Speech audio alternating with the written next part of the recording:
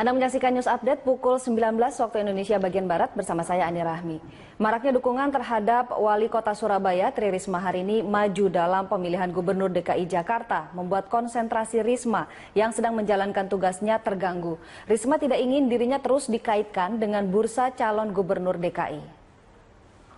Menurut Risma, adanya kabar pencalonan dirinya sebagai calon Gubernur DKI Jakarta mengusik aktivitasnya saat bekerja sebagai Wali Kota Surabaya. Pernyataan tersebut disampaikan Risma saat meninjau pembangunan drainase gorong-gorong di kawasan Sidotopo, Surabaya. Risma mengaku dukungan tersebut malah membuat dirinya tidak fokus memimpin Kota Surabaya yang saat ini fokus dalam pembangunan infrastruktur.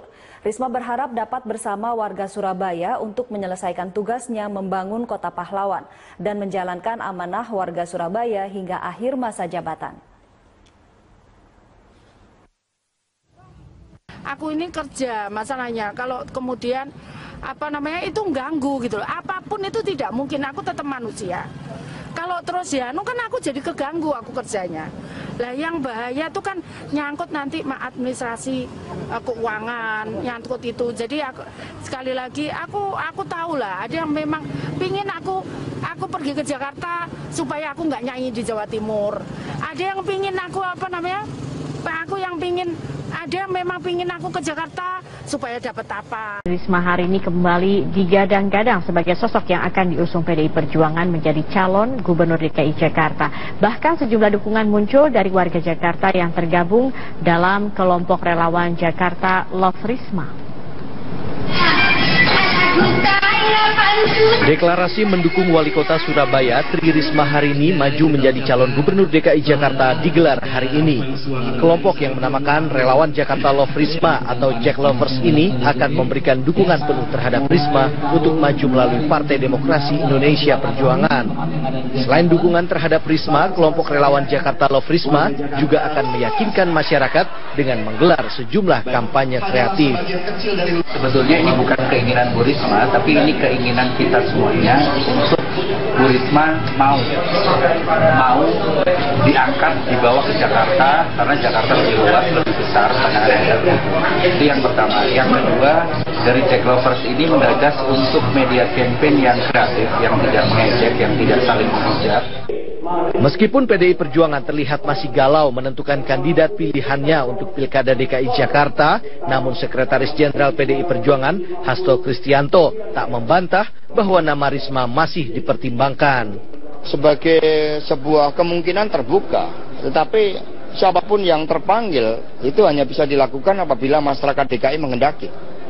Ketika kami melakukan dialog dengan rakyat, nama-nama tersebut muncul, tugas kami adalah untuk merespon suara rakyat. Karena apapun mekanisme kepartean, jangan sampai menciptakan gap antara apa yang diharapkan partai dengan apa yang diharapkan rakyat. Kedua-duanya harus bertemu. Disitulah rahasia kemenangan akan terjadi. Sementara itu, menanggapi kembali santernya kabar ia akan diusung PDIP, Risma pun menjawab. Jadi yang kedua saya sampaikan, Bu, saya tidak mau jadi gubernur apapun.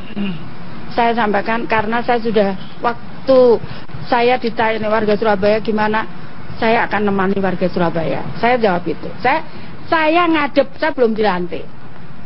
Nah kemudian kemarin juga saya, gitu ya Mbak Risma, iya.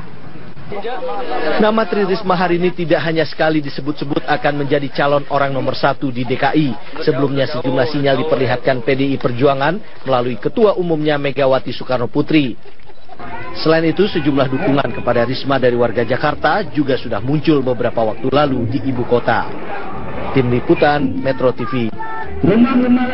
Secara elektabilitas itu ada sekitar 26,42%, dan ini masih dibutuhkan ada sekitar 25% lagi untuk memenuhi kuota dari siapakah nanti calon gubernur yang akan maju di Pilkada 2017. Berikut wawancara kami bersama Hasto Kristianto.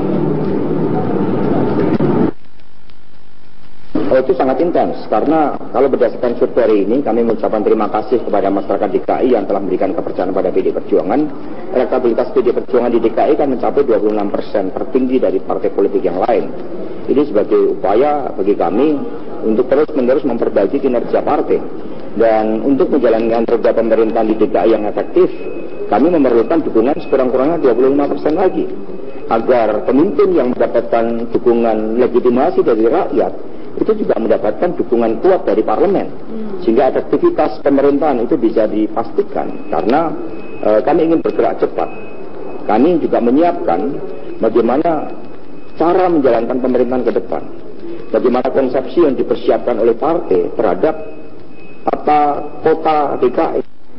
Jika memang PDIP menargetkan untuk menambah 25% ini, kalau kita petakan kembali dengan suara yang ada saat ini, kemarin Ahok didukung oleh 3 partai besar, yaitu Nasdem, Golkar, dan Hanura, di mana Hanura mengantongi 9% suara di DKI, kemudian juga ada 8% dari Golkar, dan Nasdem juga ada 4%. Kalau dijumlah ada sekitar 22%, sementara di Gerindra sendiri sebagai pemangku suara terbesar kedua di DKI ada sekitar 15%. Namun kembali kepada PDIP, apakah akan mendukung Ahok ataupun ada calon-calon lain yang memungkinkan untuk maju bertarung dalam Pilkada DKI 2017. Zakia.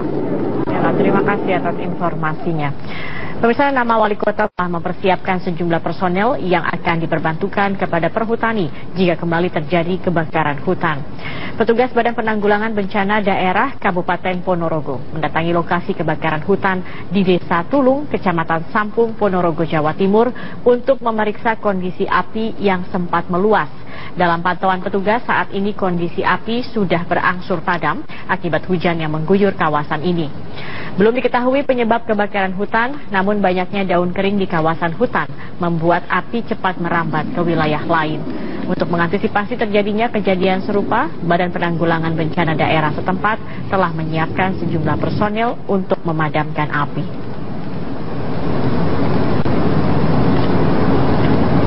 Sebelumnya kebakaran hutan terjadi pada hari Selasa malam. Menurut sejumlah warga, api mulai terlihat sejak sore hari dan terus menjalar hingga ke sejumlah area hutan.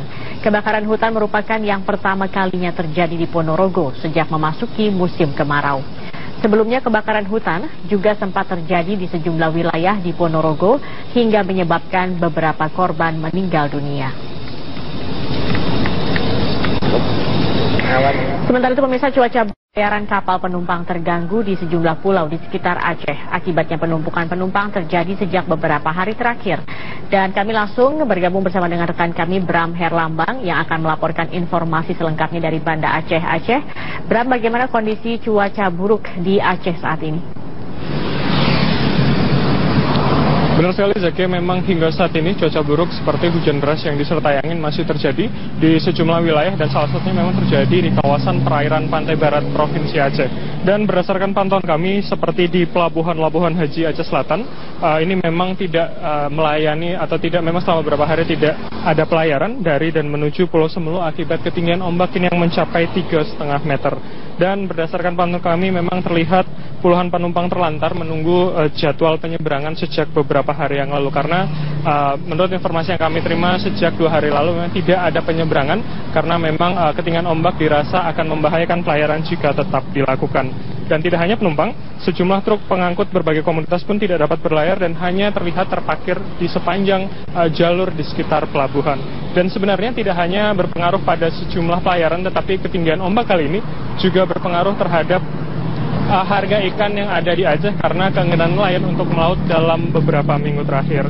Dan bisa kami katakan bahwa kenaikan harga ikan ini mencapai 50% karena jika hari biasanya seperti ikan tongkol di kota Banda Aceh ini bisa kita beli dengan harga Rp15.000 per kilogram, maka kali ini bisa mencapai Rp25.000 per kilogram.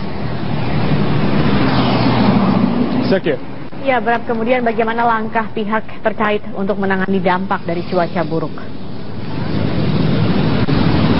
Zakia, berdasarkan informasi yang kami terima dari Badan Penanggulangan Bencana Aceh memang dikatakan dan menghimbau warga agar menjauhi sejumlah lokasi yang memang berpotensi membahayakan masyarakat seperti pinggir pantai maupun melakukan pelayaran seperti nelayan ini memang dihimbau untuk tidak melaut, maupun pelayaran penumpang ini dihimbau untuk tidak melakukan pelayaran selama beberapa hari ke depan. Dan menurut Badan Meteorologi, Klimatologi dan Geofisika Provinsi Aceh, kondisi serupa akan terus terjadi hingga bulan Agustus mendatang.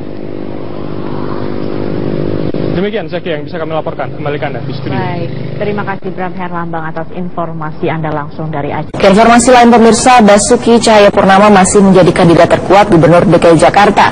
Hasil survei Saiful Mujani Research and Consulting menjelaskan nama Ahok berada di urutan teratas dari calon DKI 1 yang lain.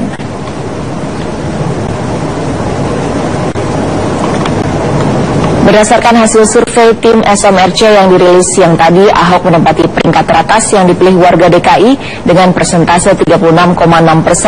Ahok unggul jauh bila dibandingkan pesaingnya Yusril Iza Mahendra yang berada di posisi kedua dengan 2,8%. Begitu pula jika dibandingkan dengan Sandiaga Uno, Tri Risma Harini maupun Syafri Syamsuddin yang berada di peringkat berikutnya.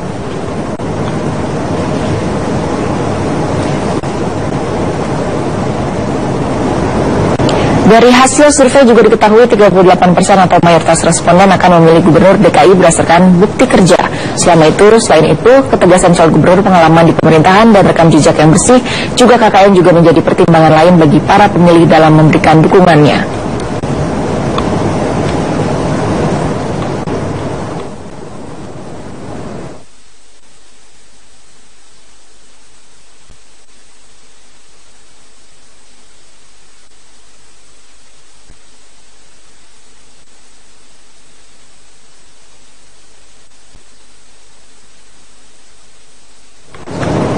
Survei SMRC juga menunjukkan banyak warga DKI Jakarta yang menginginkan Basuki Cahayapurnama alias Ahok untuk maju kembali sebagai calon gubernur pada Pilgub mendatang. Sekitar 69,7% dari warga yang menjadi responden menyatakan puas atas kinerja Ahok.